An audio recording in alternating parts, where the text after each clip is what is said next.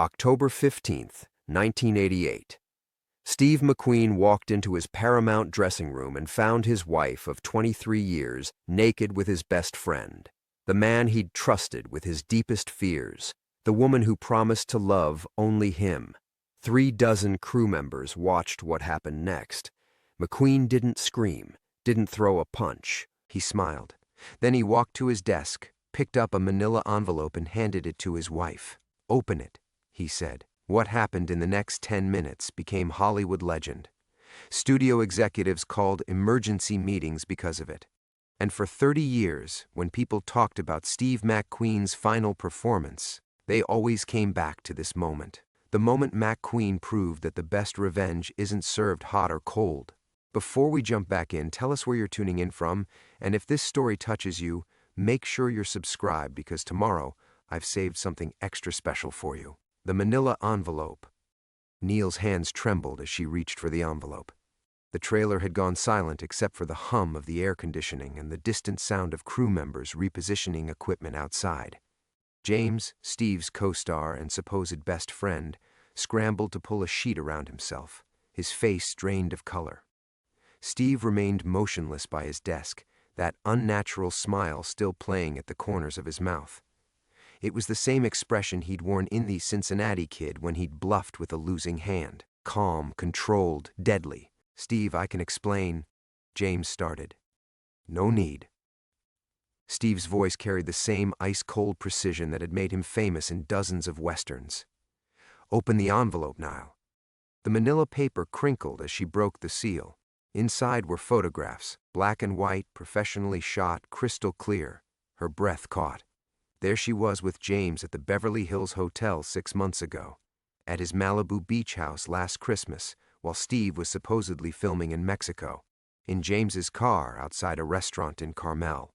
But these weren't amateur snapshots. They were surveillance photos, taken by someone who knew exactly where to position themselves, when to shoot, how to capture the most damning angles. Someone with resources. "How long have you—" Neil's voice cracked. 8 months. Steve adjusted his leather jacket with deliberate slowness. "Ever since you started being too tired for our Thursday dinners." James had gone completely white. "Jesus, Steve. We never meant for—" Steve's laugh was soft, almost gentle, which made it infinitely more terrifying than any shout would have been. "You never meant to get caught. Big difference." The trailer door opened with a sharp bang. Marcus Webb, the film's director, poked his head inside, then immediately tried to retreat when he saw the scene. But Steve's voice stopped him. "Come in, Marcus. This concerns you too." Webb reluctantly entered, his eyes darting between the three of them. He was a nervous man under normal circumstances, all twitching energy and caffeine jitters. Now he looked like he might collapse. "We have a problem," Steve continued, settling into his director's chair like a king holding court. "See, James here was supposed to be my co-star in this picture, but I'm thinking the studio might want to reconsider that arrangement." "Steve, please," Niall whispered. She'd managed to wrap herself in a robe, but the photographs were scattered at her feet like accusatory confessions. "Our marriage, we can work through this. People make mistakes." "Mistakes." Steve tasted the word slowly. "Like when you told me you were visiting your sister in Phoenix last month? The same weekend James was supposedly at a film festival in Tucson?" He pulled out another photograph, this one showing them together at a resort in Scottsdale. "Geography was never your strong suit, sweetheart." Marcus Webb cleared his throat. "Look, Steve, I know this is personal, but we've got 40 crew members outside and a schedule to maintain. Cancel today's shoot." The words hung in the air like a death sentence. In 1988, Steve McQueen didn't cancel shoots, ever. His professionalism was legendary, even when he was dying of mesothelioma, something only his closest confidants knew. "I need to make some phone calls," Steve continued. "Marcus, you'll want to contact the studio executives. Tell them we're going to need some script revisions." "What kind of revisions?" Webb's voice had climbed an octave. Steve stood up slowly, his movements controlled and predatory. For a moment the mask slipped, and something dangerous flickered in his eyes. something that spoke of a childhood spent fighting for survival, of a man who'd learned early that the world would take everything from you if you let it. The kind where James's character dies in the first act instead of the third. James finally found his voice. "You can't do this. I have a contract." So did I. Steve's smile returned, colder now. 23 years of marriage is a kind of contract too, but apparently those don't mean much to you. He walked to the trailer door and paused, his hand on the handle. When he turned back, his face had transformed again. Now he looked almost sad, like a father disappointed in his children. You know what the funny thing is? I would have forgiven the affair. Hell, I might have even understood it. But you picked him, Nail. The one person who knew about my mother, who knew what abandonment did to me as a kid. The silence stretched until it became unbearable. That's the part I can't forgive. That's the part that's going to cost you everything. Steve opened the door, and the sounds of the film set rushed in. Hammers, voices, the rumble of equipment being moved. Normal sounds of people doing their jobs, unaware that they'd just witnessed the beginning of the most calculated revenge in Hollywood history. He stepped outside into the California sunshine, leaving behind the wreckage of his marriage and his friendship. The real performance was just beginning. The weight of masks. The California sun felt different against Steve's face as he stepped down from the trailer, harsher, more exposing, like stage lights revealing cracks in carefully applied makeup. He stood there for a moment, letting the familiar chaos of the Paramount lot wash over him. The smell of sawdust and fresh paint from the set construction, the distant hum of generators, the rapid-fire conversations between grips and electricians, normal sounds, safe sounds, sounds that had been his sanctuary for 30 years. Behind him, the trailer door clicked shut with a finality that seemed to echo across the decades. Steve pulled a cigarette from his jacket pocket, his fingers steady despite everything. The flame from his lighter danced in the slight breeze, and he drew the smoke deep into his lungs, feeling that familiar burn that had become as much a part of him as his heartbeat. The doctors had told him to quit, especially given his condition, but today seemed like a poor time for healthy choices. A young production assistant hurried past, clipboard clutched to her chest, and Steve caught a whiff of her perfume, something light and hopeful. It reminded him painfully of Neil when they'd first met, back when she'd been a Broadway dancer with stars in her eyes and he'd been just another hungry actor from the Midwest, both of them believing that love could conquer the particular darkness that Hollywood specialized in. He'd been 26 then, already carrying the weight of a childhood that had taught him that people left. His mother, Julia, had been a master class in abandonment, dropping him with relatives when he became inconvenient, picking him up when she needed something, disappearing for months at a time while he learned to fend for himself on the streets of Slater, Missouri. The lessons had been brutal but effective. Trust no one completely, always have an escape plan, and never let them see you bleed. But Niall had been different, or so he'd convinced himself. She'd seen through his carefully constructed armor during those early years, past the tough guy persona he'd borrowed from Jimmy Dean and Marlon Brando, past the motorcycle and the leather jackets and the studied indifference. She'd found the scared kid underneath and hadn't run. For 23 years, she hadn't run, until she had. Into the arms of the one man who knew exactly where to aim the knife. Steve took another drag, watching Vantage. His mother would have been proud, if she'd lived long enough to see it. She'd taught him early that survival meant being willing to hurt others before they hurt you. "Mr. McQueen?" Steve turned to find Tommy Rodriguez, the second assistant director, approaching cautiously. Tommy was good at his job, competent, discreet, observant, the kind of man who noticed when something was wrong but knew better than to ask direct questions. "Tommy, Marcus asked me to let you know we're moving today's interior shots to tomorrow, giving everyone a long lunch." Tommy paused, studying Steve's face. "Everything okay, boss?" Steve smiled, and he could feel it happening. That transformation he'd perfected over decades of performing. The real Steve McQueen, the one with the shattered childhood and the growing tumor in his chest, slipped away like a snake shedding skin. In his place stood the icon, cool, controlled, untouchable. "Just working through some script changes," he said. "You know how it is. Sometimes the story needs to go in a different direction." Tommy nodded, but Steve caught the flicker of confusion in his eyes. After 30 years in Hollywood, Steve had developed an almost supernatural ability to read people, to see past their performances to the truth underneath. It was a skill born of necessity, honed by betrayal, perfected by survival. He could see that Tommy knew something significant had shifted, even if he didn't understand what. Could see the way the young man's shoulders tensed, the way his grip tightened on his walkie-talkie. Fear was contagious in Hollywood, especially when it emanated from someone with Steve's power. "Anything you need from me?" Tommy asked. "Not yet," Steve said, dropping his cigarette and grinding it under his boot heel. "But stay close to your phone tonight. Tomorrow's going to be a very different kind of day." As Tommy walked away, Steve pulled out his own phone, a bulky Motorola that weighed nearly 2 pounds, but had the advantage of being completely secure. He had calls to make, favors to collect, carefully planted seeds of information to water. The hawk above had found its prey, a small rabbit that had wandered too far from cover. Steve watched the bird circle lower, tightening the spiral, taking its time.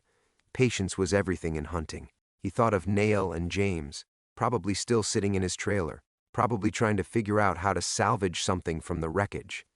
They didn't understand yet that the wreckage was the point. The real performance was just beginning, and Steve McQueen had never given a bad performance in his life. He wasn't about to start now. Inciting incident. Steve was halfway through dialing when the Motorola rang in his hand, its shrill tone cutting through the ambient noise of the studio lot like a scream. He glanced at the display, a local number he didn't recognize, which in his world meant either a wrong number or something worth paying attention to. McQueen. "Is this Steve McQueen, the actor?"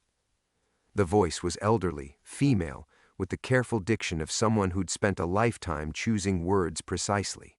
"Depends who's asking." A pause. Then, "My name is Dorothy Kellerman. I was your mother's neighbor in Slater, Missouri, back in 1942. The cigarette slipped from Steve's fingers, landing in the dust at his feet. 46 years collapsed into nothing. He was 12 years old again, standing on Dorothy Kellerman's front porch with a black eye and a torn shirt, begging her to let him sleep in her barn because his mother had disappeared with another traveling salesman and left him with Uncle Claude, who had hands like hammers and a taste for bourbon. "Mrs. Kellerman." His voice sounded strange even to himself. "I thought you'd be dead?"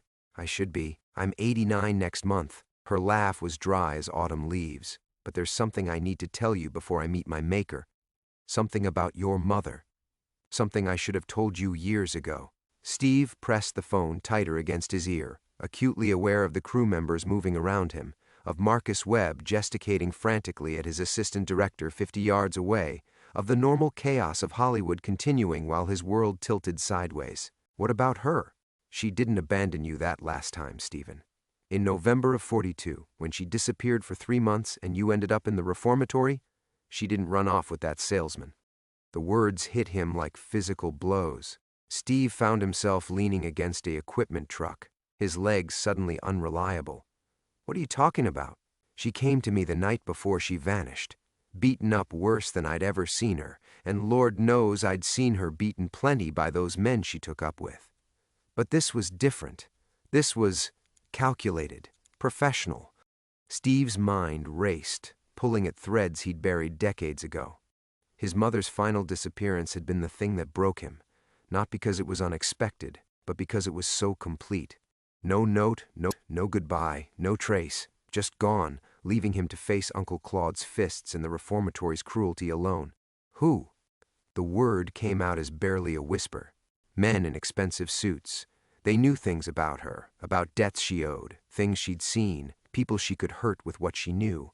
Hollywood people, Stephen, studio fixers. The lot around him seemed to fade into background static.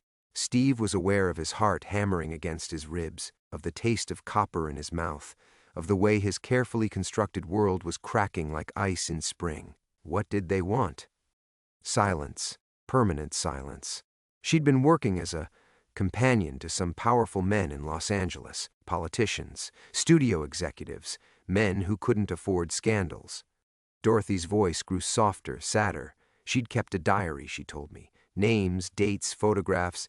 Insurance, she called it.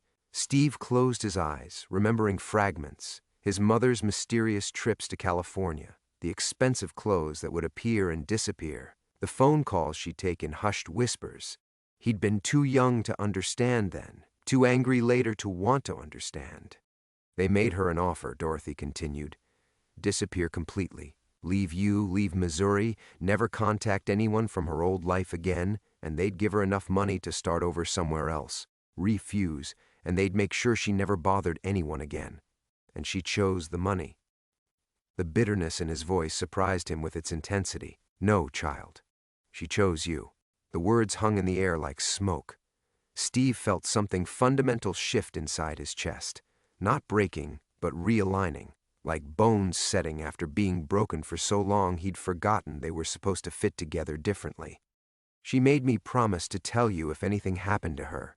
Took me 46 years to find the courage.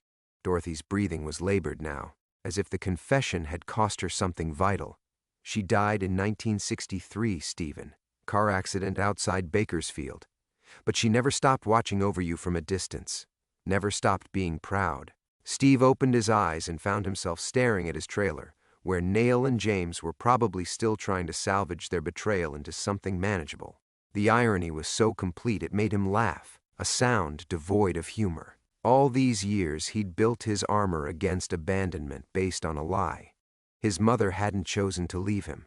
She'd chosen to protect him, the only way she knew how. And now, when his wife had actually abandoned him, when his best friend had actually betrayed him, he finally understood the difference. Mrs. Kellerman, he said quietly, thank you.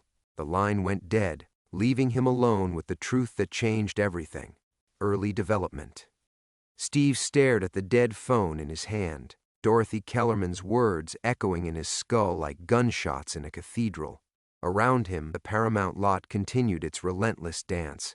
Grips hauling equipment, makeup artists rushing between trailers, the endless ballet of movie-making that had been his refuge for 3 decades.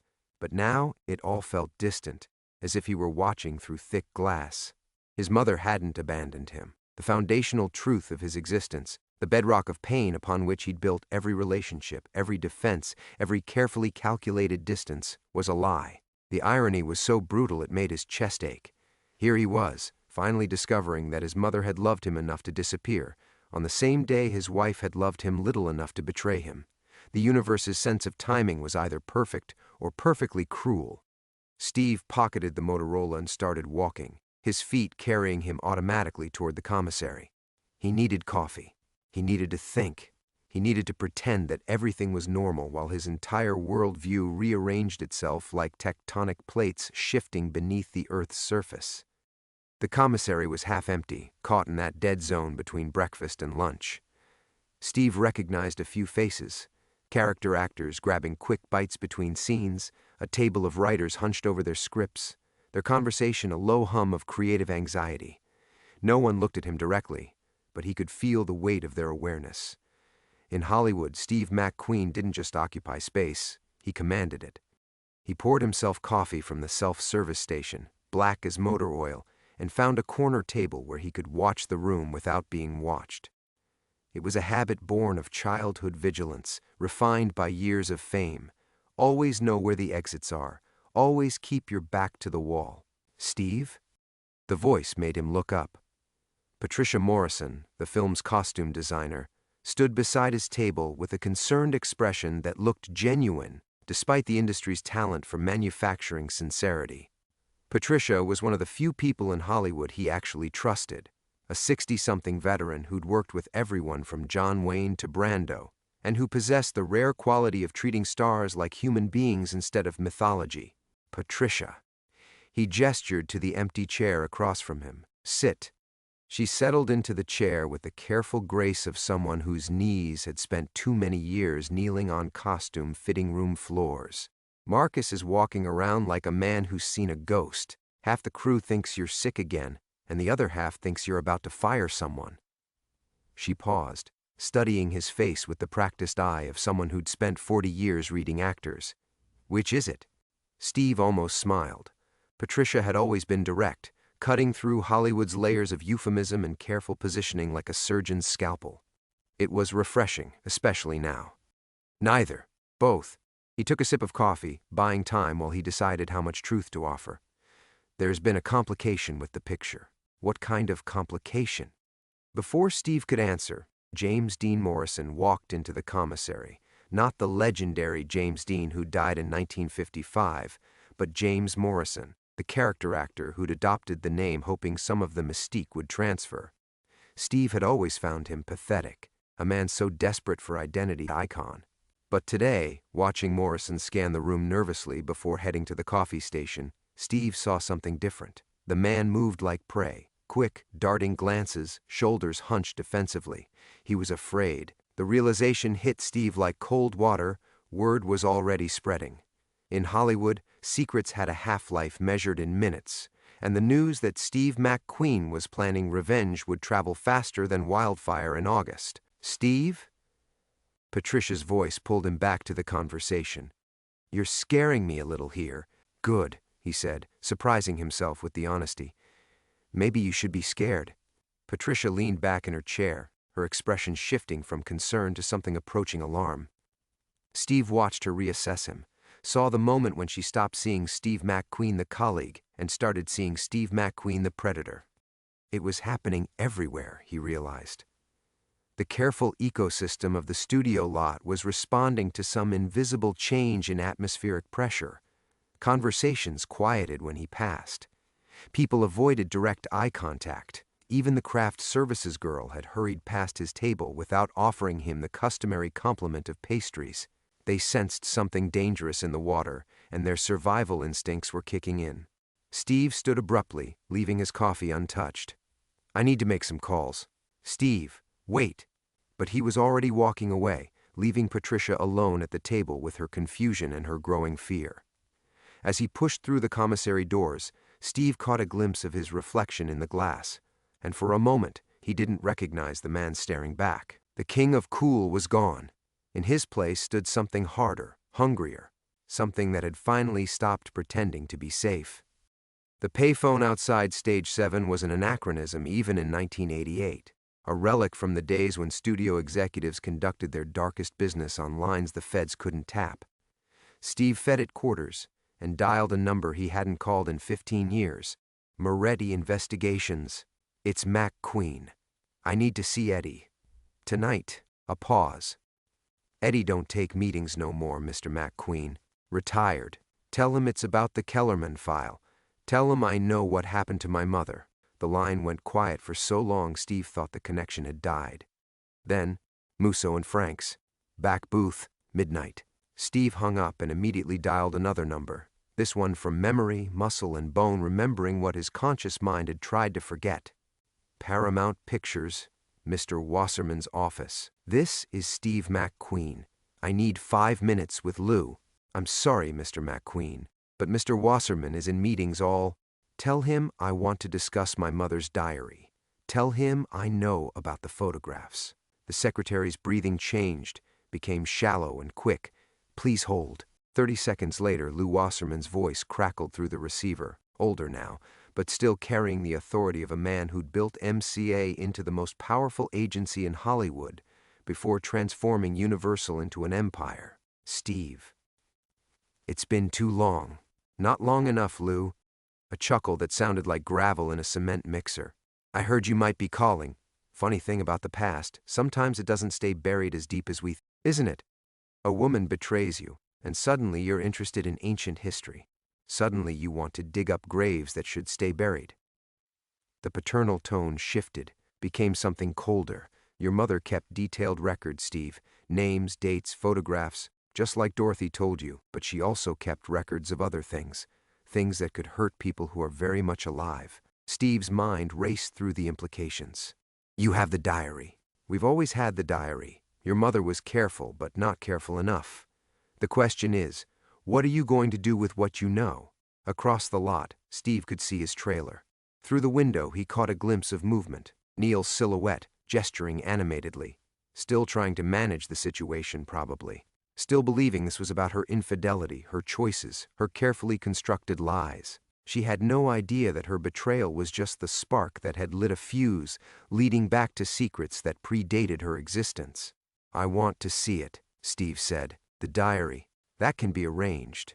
But understand, Steve, some knowledge comes with a price. Your mother learned that. Others have learned it since." The line went dead, leaving Steve alone with the dial tone and the terrible understanding that his revenge had just become something much larger and more dangerous than destroying his wife's career. He'd stumbled into a game that had been running since before he was famous, since before he was anything more than a scared kid from Missouri whose mother had loved him enough to disappear. The men who'd destroyed his family were still here, still pulling strings, still eliminating threats with the casual efficiency of gardeners pruning roses. But they'd made one crucial mistake. They'd let him become Steve McQueen first. As he walked back toward his trailer, Steve caught his reflection in the window of a grip truck. The face staring back was his father's, not the man who'd abandoned him, but the one he'd never known, the face of someone who'd learned that in Hollywood, you were either predator or prey, and switching sides required a willingness to become something you'd never imagined. The scared kid from Slater was gone forever. In his place stood something that understood exactly how dangerous the truth could be. Steve stood motionless outside his trailer, watching shadows move behind the thin curtains. Neil's voice carried through the aluminum walls, still explaining, still justifying, still playing the role of the wronged woman who'd been caught in an unfortunate moment. James's deeper tones provided counterpoint, the two of them orchestrating their defense like seasoned performers hitting their marks. But something in their rhythm felt wrong, too practiced, too smooth. Steve pulled out his cigarettes with steady fingers, struck a match, and let the first drag burn deep into his lungs. The nicotine sharpened his focus, and suddenly he was seeing the last 6 months with terrible clarity. Neil's sudden interest in visiting James's Malibu house, her new habit of taking phone calls in the other room, the way she'd started suggesting Steve take more location shoots, longer trips away from Los Angeles. They hadn't been caught in the beginning of an affair. They'd been caught in the middle of one. The trailer door opened and James stepped out, adjusting his collar with the careful precision of a man trying to erase evidence. He spotted Steve immediately, and for a split second his mask slipped. What showed underneath wasn't guilt or shame, it was calculation, cold, predatory assessment. Steve James's voice carried just the right note of remorseful authority. "We need to talk, like men." "Do we?" James approached with the confident stride of someone who'd already planned this conversation, mapped out every emotional beat. Steve recognized the performance. He'd given similar ones himself, back when he was young enough to believe charm could solve anything. What happened in there? "It's not what you think." Steve took another drag, studying his oldest friend's face. James Morrison, former Marine, method actor, the man who'd held Steve's head while he puked tequila behind the Whiskey A Go-Go in 1967. The man who'd been best man at his wedding to Nail. The man who'd taught him how to ride a motorcycle fast enough to outrun his demons. "What do I think, James?" "You think this is some calculated betrayal, some long-term deception." James spread his hands in a gesture of wounded sincerity. "But it's not, it just happened. These things happen, Steve, you know that." The lie was so beautifully constructed that Steve almost admired it. James had always been a good actor, not great, but good enough to make a living playing cowboys and cops in B-pictures. This performance, though, was award caliber. The pain in his voice when he said Steve's name. The careful way he positioned his body to suggest openness while actually blocking the trailer door. The micro-expressions that communicated regret without admitting wrongdoing. "How long?" Steve asked quietly. "Steve." "How long, James?" A pause. James's jaw tightened almost imperceptibly, the first crack in his facade. "Does it matter? Humor me." 3 months, maybe 4. James ran a hand through his hair, a gesture Steve remembered from 100 late-night conversations about women and fear and the price of fame. It started innocent. "She was lonely. You were gone so much with the racing and—" "Stop." The word came out harder than Steve intended, sharp enough to make James step back. Because suddenly Steve was remembering other things, the way James had suggested he take that Monaco racing circuit last spring, how Neil had been so supportive of the idea, so encouraging about him pursuing his passion, the way James had offered to look after things while Steve was gone for 6 weeks. They'd orchestrated his absence, planned it, encouraged it, used it.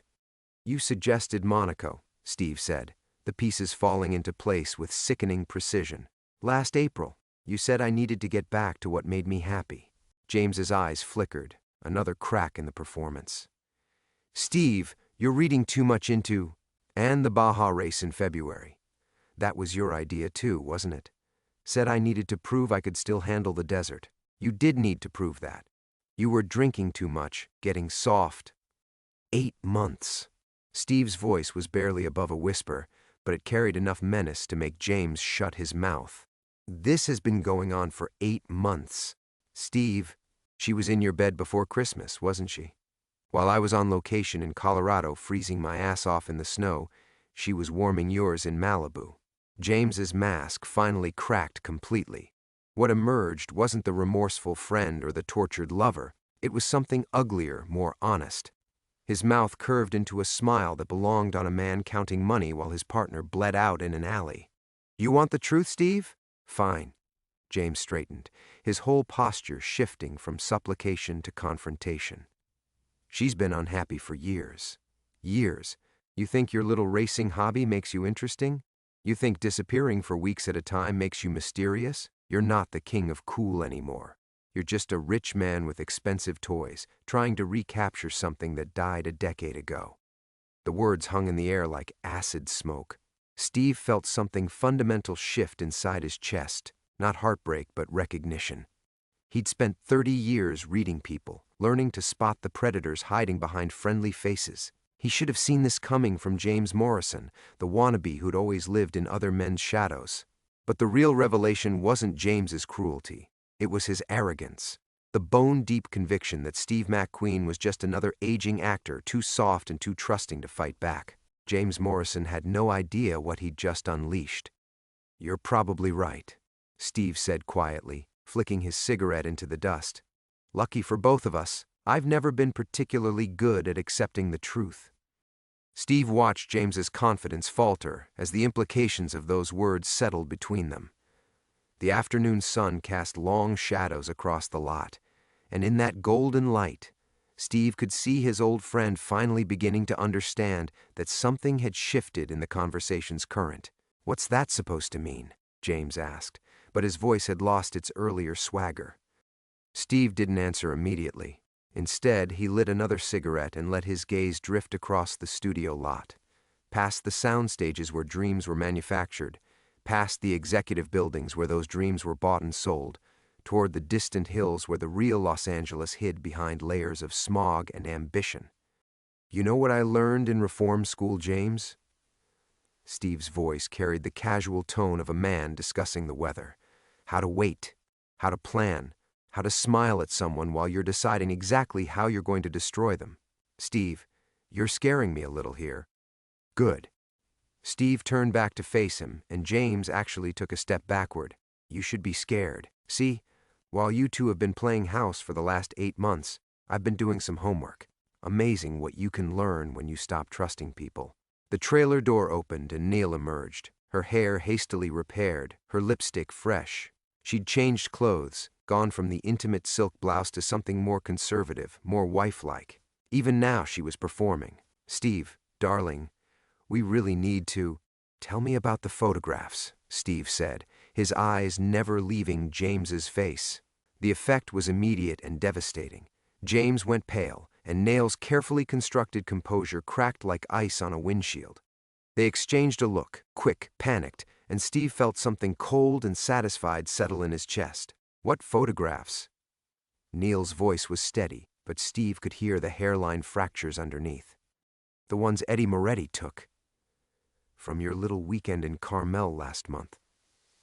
Steve took a long drag and exhaled slowly.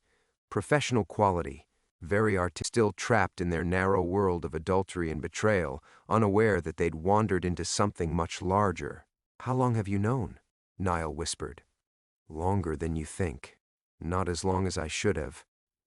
Steve dropped his cigarette and ground it under his heel with deliberate precision. But that's not the real question, is it? The real question is, what am I going to do about it? James straightened, some of his earlier bravado returning. Look, Steve, I know you're hurt. I know this looks bad. But you're talking like some kind of gangster movie. This is real life. These are real people. Your friends. My friends. Steve repeated the words like he was tasting something bitter. Right. Like Dorothy Kellerman was my friend. Like Lou Wasserman was my friend. Like my mother's friends who helped her disappear when I was 12. The names hit them like physical blows. Steve watched recognition dawn in their faces, not understanding, but the terrible awareness that this conversation had just expanded beyond their comprehension. They were actors who'd wandered onto the wrong stage, delivering lines from the wrong script. Steve, Neil said carefully, what does your mother have to do with everything? The word came out flat and final. She has to do with everything. With how I learned not to trust. With how I learned that everyone eventually leaves. With how I learned that the only person who'll protect Steve McQueen is Steve McQueen. He looked at them both, these people who'd shared his bed, his table, his secrets, and felt the last vestiges of the frightened boy from Slater finally die. They'd given him the gift of absolute clarity. In betraying him, they'd freed him from the burden of believing he was anything other than what the world had made him. You want to know what I'm going to do? Steve asked, his voice dropping to something barely above a whisper. I'm going to show you both what happens when you mistake kindness for weakness, when you confuse love with stupidity. He turned and walked away, leaving them standing outside his trailer like actors who'd forgotten their lines. Behind him, he could hear Neil calling his name, could hear James's urgent whispers, but their voices sounded distant and unimportant. By midnight tonight, everything would be different. The diary would be in his hands. The photographs would be delivered. And James Morrison and Niall Adams would discover that some men, when pushed far enough, stopped pretending to be civilized. The king of cool was dead. What emerged from his ashes was something much more dangerous. Climax. Steve walked across the studio lot with the measured pace of a man who had already decided everything. The late afternoon sun cast long shadows between the sound stages, and the usual chaos of a working film set seemed muted, as if the very air had thickened with anticipation. He could feel eyes following him, grips pausing in their work, script girls looking up from their clipboards, everyone sensing that something fundamental had shifted in the atmosphere. He found Lou Wasserman exactly where he'd expected, in the executive dining room on the second floor of the administration building, sitting alone at a corner table with a cup of coffee and a leather portfolio that looked older than some of the actors on the lot. Wasserman looked up as Steve entered, and his weathered face creased into something that might have been a smile on a man with more warmth in his blood. Punctual as always, Wasserman said, gesturing to the chair across from him. Coffee? Steve sat down without removing his sunglasses. Where is it? Direct. I appreciate that in a man your age. Wasserman pushed the portfolio across the table with 2 fingers. Your mother was quite the writer, detailed, methodical, some might say obsessive. Steve's hands remained motionless on the table. He stared at the portfolio for a long moment, understanding that opening it would change everything, not just his understanding of the past, but his relationship with it. Some doors, once opened, could never be closed again. She knew she was going to die, he said finally. Cancer doesn't announce itself with trumpets, but it makes its presence known. Wasserman's voice carried the flat pragmatism of a man who'd outlived 3 generations of Hollywood royalty. She had perhaps 6 months. Enough time to arrange certain protections for you, by disappearing, by removing herself as a potential weakness. Your mother understood better than most that love makes us vulnerable.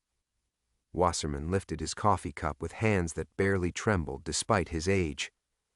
She also understood that some secrets are worth dying for. Steve opened the portfolio. The first thing he saw was his own face, a school photograph from when he was 11, stapled to the inside cover next to a handwritten note in his mother's careful script, "My beautiful boy. I hope you never have to read this, but if you do, know that everything I did was to keep you safe from becoming what they are." The pages that followed were a map of corruption that stretched back to the 1940s. Names, dates, photographs, financial records. Studio executives who'd built their empires on blackmail. Directors who'd traded roles for silence about their appetites. Agents who'd fed young actors to predators like farmers fattening cattle for slaughter. Wasserman's name appeared on dozens of pages. James Morrison's father, a studio head Steve had barely remembered, appeared on even more. She was going to expose all of this, Steve said, not looking up from the pages. She was going to try. Noble sentiment, misguided execution. Wasserman set down his cup with the delicate precision of a man performing ritual. Your mother would. Truth is just another commodity. Supply and demand, like everything else. Steve turned another page and found photographs, images that made his jaw clench so hard he heard his teeth creak. Men he'd known, men he'd worked with, men he'd trusted, and in several of them, barely recognizable but unmistakable, a younger version of himself. Jesus Christ. She kept you away from the worst of it, but she couldn't protect you completely. Not and keep you in the business. Wasserman's tone remained conversational, as if they were discussing shooting schedules rather than systematic abuse. The photographs from that party at Morrison's house in '68, you were, what, 18, 19? Old enough to make choices, young enough not to understand their consequences. Steve remembered that party, remembered drinking too much, remembered waking up in a room he didn't recognize with gaps in his memory that had always troubled him. He'd assumed it was just the tequila. He'd been wrong about a lot of things. Morrison's been using this against me for 20 years, Steve said, pieces falling into place with sickening clarity. That's why he's always been around, why he always knew exactly which buttons to push. James inherited more than money from his father. He inherited leverage. Wasserman leaned back in his chair, studying Steve with the clinical interest of a scientist observing a particularly interesting specimen. Your recent domestic troubles provided him an opportunity to tighten his grip. A man whose wife betrays him becomes malleable, desperate for any kind of loyalty, even the false kind. Steve closed the portfolio and looked up at Wasserman for the first time since sitting down. Behind his sunglasses, his eyes had gone completely flat, the same expression that had made hardened stuntmen nervous on sets for 3 decades. You're telling me this because you think it makes me controllable too. I'm telling you this because your mother made a deal. Wasserman's smile was sharp as a scalpel, her silence in exchange for your protection. She's dead now. The deal expires with her, unless I renew the terms, unless you choose to honor her sacrifice. Steve stood up, the portfolio tucked under his arm like a weapon he wasn't sure he wanted to use. Through the window, he could see the studio lot stretching toward the horizon, thousands of dreams being manufactured in the California sunshine. Somewhere down there, Neil and James were probably planning their next move, still believing this was about love and betrayal and the small cruelties people inflicted on each other. They had no idea they'd been soldiers in a war that had been raging since before they were born. What happens if I don't renew? Steve asked. Wasserman's smile widened, revealing teeth that looked like old ivory. Then you find out exactly how dangerous the truth can be, Mr. McQueen, for everyone. Steve walked out of the administration building into the dying light of a California evening, the portfolio heavy under his arm like a coffin he'd been carrying for 30 years without knowing it. The studio lot had emptied except for security guards and the skeleton crew working overnight shoots, their distant voices echoing off the soundstage walls like whispers from another world. He didn't go back to his trailer. Instead, he found himself walking towards Stage 7, where they'd shot the diner scenes last week.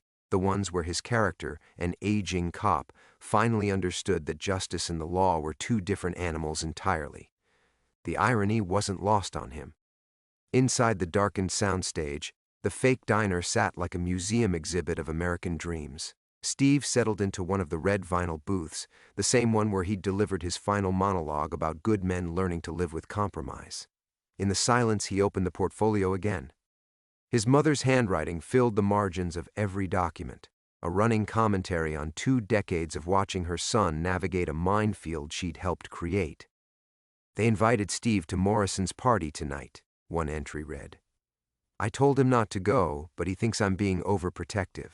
How do I explain that some invitations are traps without destroying his faith in everyone? Another, dated 3 months later, Steve doesn't remember what happened at the party. Blessing or curse? James Morrison called today. Said he was worried about Steve's drinking. The boy doesn't even drink that much. It's starting. page after page of a woman watching helplessly as the machine she'd tried to protect her son from slowly digested him anyway. By the time Steve reached the final entry, cancer has its advantages. They can't threaten a dead woman. His hands were shaking. The truth was both simpler and more complicated than he'd imagined. There had been no grand conspiracy, no masterful manipulation, just a system that fed on weakness and a woman who'd spent her life trying to hide her son's vulnerabilities from predators who specialized in finding them. She'd made deals with devils to buy him space to become strong enough to protect himself. She'd died before seeing if her investment had paid off. Steve closed the portfolio and lit a cigarette, the flame from his lighter casting dancing shadows across the fake diner walls. For the first time in months, his hands were steady. The rage that had been eating him alive since catching Niall with James was gone, replaced by something cleaner, not peace, but resolution. He thought about Wasserman's ultimatum, about the choice between continuing his mother's silence or watching her secrets destroy everyone they touched. He thought about James Morrison, still believing he held leverage over a man who'd already lost everything that mattered. He thought about Niall, probably rehearsing apologies for betrayals that were insignificant compared to the ones that had shaped their entire relationship. None of it mattered anymore. Steve stood up and walked to the payphone mounted on the soundstage wall. He dialed a number from memory, one of the few investigative journalists in Los Angeles who still cared more about truth than access. "Charlie, it's Steve McQueen. Remember that conversation we had about Hollywood's dark side? I've got something for you." The call took 20 minutes. Charlie asked good questions, took careful notes, promised to verify everything before publication. When Steve hung up, he felt lighter than he had in years. He made a second call, this one to his lawyer. "I want you to draw up divorce papers. Yes, tonight. And I want you to call James Morrison in the morning. Tell him our business relationship is terminated, effective immediately." The third call was the hardest. Neil answered on the second ring. "Steve? Where are you? We need to talk." "We really don't," he said quietly. "But I wanted you to know I'm not angry anymore." "Steve, please, if you'd just listen. I hope you're happy with him. I really do. You both deserve exactly what you'll get from each other." He hung up before she could respond. Outside, dawn was breaking over the Hollywood hills, painting the sky the color of old roses. Steve walked to his car, the portfolio still under his arm. He would drive it personally to Charlie's office, then disappear for a while. Maybe Mexico, maybe Europe, somewhere far from the wreckage that would follow when his mother's secrets finally saw sunlight. As he started the engine, Steve caught his reflection in the rearview mirror. The face looking back at him was older, marked by knowledge he'd never wanted, but it was finally his own. No more masks, no more performances. The frightened boy from Slater and the King of Cool had both died in that fake diner, leaving behind something simpler and more dangerous. A man with nothing left to lose and the truth for a weapon. His mother had taught him to survive by hiding. Now he would honor her memory by refusing to hide anymore. Some secrets were worth dying for. Others were worth living to expose.